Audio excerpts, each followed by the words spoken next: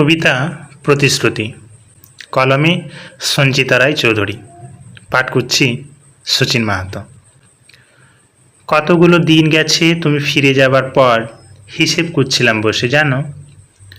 কর গুনতে গুনতে থেমে রইলাম খানিক, তারপর ধূসর আকাশে রইলাম যে নির্নিমেষ।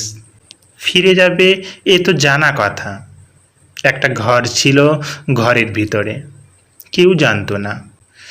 বাইরের ঘর খালি সবাই জেনেছে, ভিতর ঘর খাঁ খাঁ জানতে পারেনি কেউ।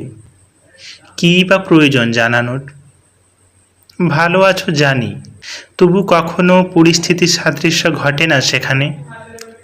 ঘ্রাণে স্পর্শে কখনো জাগে না বিভ্রম, নিজের চোখের দিকে তাকানো যায় দ্বিধাহীন।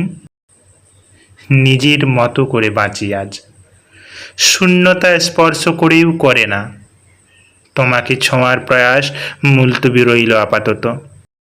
ছিন্নতন্ত্রী জুড়ে নেওয়ার চেষ্টা ভাসিয়ে দিলাম কুয়াশা ঘেরা হেমন্ত বাতাসে। এক বুক দীর্ঘশ্বাস নিয়েও ভালো থাকবো, কথা দিলাম।